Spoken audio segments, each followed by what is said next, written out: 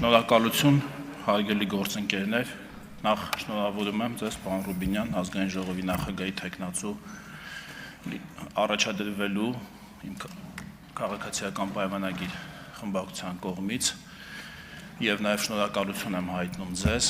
այս կառուցողականության մթնոլորտը դահլիճում հաստատելու համար, սա շատ կարեւոր էր եւ ցանկանում եմ միանգամից անցնել բովանդակությանը, ինչի մասին է լինելու 9-րդ գումարման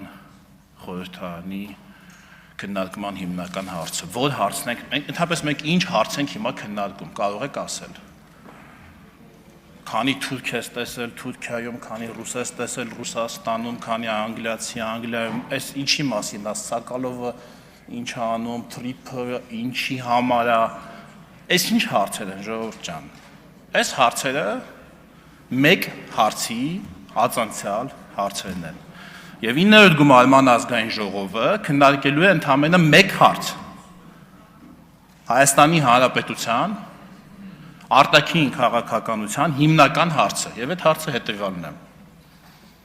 Շակերտները բաց Ռուսաստանից ինչ աստիճանի անկախ արտաքին քաղաքականություն կարող է վարել Հայաստանը վերջ այս հարցն ենք մենք քննարկում այս հարցն է երկու օր դրված քննարկման եւ այսպես էլ շարունակվելու է տարբեր ձևակերպումներով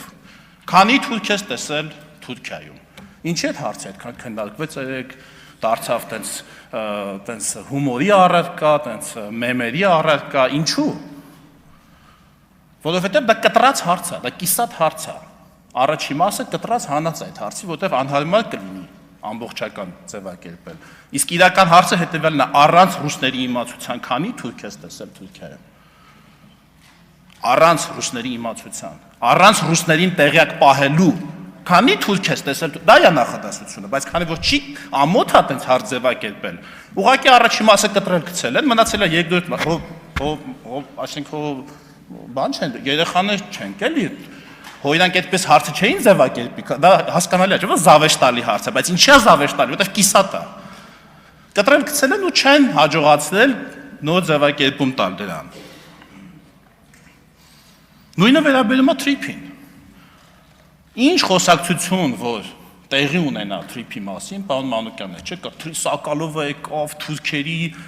շահերից հա բխում, այնտեղ կան ասում են Իսրայելի շահերից, Ադրբեջանի շահերից, Իրան, Թուրան, Չինաստան, ֆլան եւ ֆստան, բայց մեկը չի ասում, ինչի մասին է Թրիփը ընդհանրապես։ Եվ ինչի մասին է այդ խոսակցությունը։ Այդ խոսակցությունը հետեւյալի մասին է։ Ռուսաստանը ինչ աստիճանի պետք է մասնակցի Հայաստանի ապաշրջափակմանը։ Որը այն առաջի հարցի ածանցյալ հարցն է։ Ես ցավում եմ, որ մենք այս հարցերն ենք քննարկելու, բայց սա է լինելու մեր քննարկման օրակարգը, եւ եթե սա է լինելու, եկեք բաց քննարկենք։ Ամաչելու բան չկա, քաշվելու բան չկա, ընդ որում ես նկատի չունեմ, որ դուք ինչ-որ հատուկ ուղարկած, ինչ-որ ներդրված այս հարցը տալ։ Ես համոզված եմ, այդ 4 հոգի այդ հարցը տվեց, չէ՞, քանի թուրք ես տեսել Թուրքիայում։ Ես համոզված եմ, իրանք չգիտեն, որ իրանք հարցրել են, թե առանց ռուսների իմացության քանի թուրք ես տեսել Թուրքիայում, իրանք դա չգիտեն, որտեղ իրանք ոչ թե այն պատճառով, որ իրանք այդ հարցը գրել տվել են, այլ ուղղակի իրանք այդ հարցը այնքան են լսել իրանք շրջապատում, իսկ իրանք շրջապատի մարդիկ այնքան են լսել ուրիշ շրջապատում, իսկ ուրիշ շրջապատի մարդիկ այնքան են լսել ուրիշ տեղերում, որ այդ կապը շղթան կորել է, դա այնքան արխետիպային հարց է արդեն դարձել վերջին 200 տարիների մեր քաղաքական մտքում, որ մենք էլ դա չենք նկատում, եթե շատ ուշադիր չնայենք, մենք չենք նկատի, թե ինչ խոսակցություն է գնում։ Արտաքին ազդեցությունից եք խոսում, չգիտեմ, ինչից եք խոսում, պարոն Կարապետյան, ես ուզում եմ հիշեցնել, այս հարցն շատ չքննարկվեց մեր մամուլում, մեր հանրային դիսկուրսում, պարոն Կարապետյան, Ռուսաստանի նախագահը ուղիղ եթերում Հայաստանի վարչապետին խնդրել է, որ ձեզ թույլ տա մասնակցեք ռուսամետ ուժերին թույլ տա, ինքն է էլի ձևակերպել այդպես, ռուսամետ ուժերին թույլ տա մասնակցել Հայաստանի ընտրություններին։ Սենց բան, ես երևի թե չի եղել մեր պատմության մեջ նման բան։ Ինչ արտաքին ազդեցությունից եք խոսում։ Այն ազդեցությունից, որ տարբեր ղեկավարներ, տարբեր պետությունների Ասել են, որ Նիկոլ Փաշինյանը շատ լավ ղեկավար է, կարծում են շատ լավ ղեկավար է, ասել են շատ լավ ղեկավար է։ Ինչ խնդիր կա։ Որ իրանց շահերը համընկնում է մեր կառավարության որդեգրած քաղաքականության հետ, հա, համընկնում է։ Հա, որտեվ բոլորն էլ ուզում են, որ Հայաստանը սեպից վերածվի կամուրջի մասնակցի համաշխարհային առևտրաշրջանառության, ճանապարհների ապաշրջափակում տեղի ունենա, դա բոլորի շահերից բխում է։ Այո, Թուրքիայի շահերից էլ է բխում։ Այո, Ադրբեջանի շահերից էլ է բխում, Չինաստանի, Թուրանի, ոնց եք ասում, չգիտեմ, Անգլիայի, ինչ պետություն ասեմ, որով որ տենց անունը տալիս եք, որ սենց ասեք, տեսեք, այս ովքեր են գալիս, այստեղ ինչ անելու։ Այո, բոլորի շահերից բխում է, բայց կան պետություններ, որոնց շահերից չի բխում, բայց քանի որ process-ը անկասելի է, այդ պետությունները ցանկանում են ուղղակի մասնակցել process-ում, որովհետև չեն կարող այլևս կասեցնել այդ։ Ուղղակի ցանկանում են մասնակցել այդ process-ում, ավելի մեծ մասնաբաժին ունենալ որոշումների կայացման մեջ։ Եվ նաև սրա վերաբերյալ է ինքնության մասին խոսակցությունը, ընկերներ ջան։ Հարգելի քաղաքացիներ, սրանից հետո երբ ձեզ կասեն ինքնություն, դուք հասկացեք արտաքին քաղաքականություն, որովհետև ինքնությունն է սահմանում շահերը եւ շահերն են սահմանում արտաքին քաղաքականությունը։ Այո, ինքնությունն է սահմանում շահերը։ Եվ երբ գալիս են այստեղ, չէ, սա գիտական բան եմ, էլի ասում, տենց շատ ժպտալու բան չկա, դա այդպես է։ Ըստ տեսություններից մեկի ամենատարածված, ըստ կոնստրուկտիվիստների, հա, շատ հետաքրքիր տեսություն է դա։ Ինքնությունն է սահմանում շահերը եւ շահերն են սահմանում քաղաքականությունը եւ արտաքին քաղաքականությունը մասնավորապես։ Եվ երբ որ այստեղ գալիս են ասում են մենք ուզում ենք պաշտպանենք մեր ինքնությունը, ընկերներ ջան, ինքնությունը բան չի, այդպես ոսկու ձուլակը չի սեղանին դրած, որ դնեք պաշտպանեք։ Ասենք մեկը չգա պրոբը փոխի, մեկը չգա արծաթով փոխի։ Ինքնությունը այդպես չի, ինքնությունը ապրող օրգանիզմ է։ Ինքնությունը չի կարող որևէ ազգի ինքնություն միշտ նույնը չի մնում, ասենք այսօրվա անգլիացին նույնը չի, ինչ 1000 տարի առաջվա անգլիացին է, 800 տարի առաջվա, ասենք Ռիչարդ Արարողցասիրտի ժամանակվա, 100-ամյա պատերազմի ժամանակվա, այսօրվա հայ ինքնությունը նույնը չի, ինչ Մադրասի առևտրական ինքնությունը։ Ճիշտ է, Մադրասի առևտրական ինքնությունն էլ կա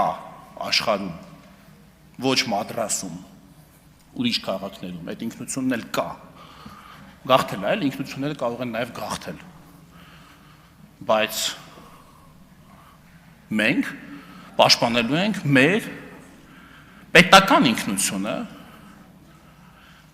քաղաքացիական ինքնությունը եւ ոչ թե կայսրությունների կողմից կերտված էթնիկ ազգայնականության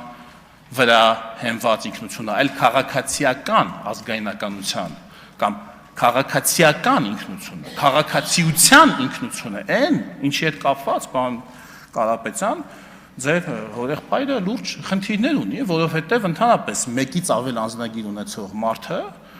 այդ որ խոսում եք ինքնությունից, ինքնության լուրջ հարցեր կա, որտեղ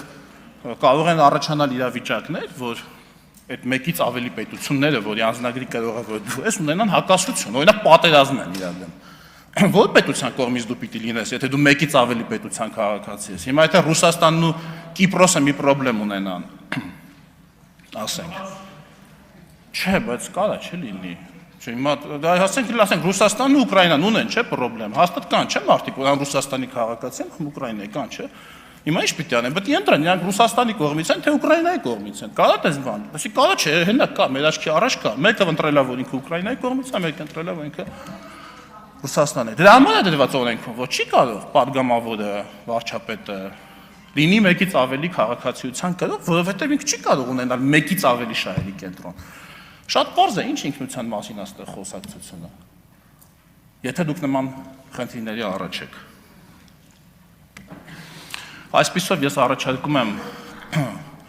բովանդակային խոսակցությունը նաև տեղափոխել այս դաշտ, խոսել շատ բաց, խոսել շատ պարզ։ Դուք անկեղծորեն նաև կարող է հավատաք, որ ձեր ասած ճանապարհն է ամենալավը, անկեղծորեն իսկապես, հա։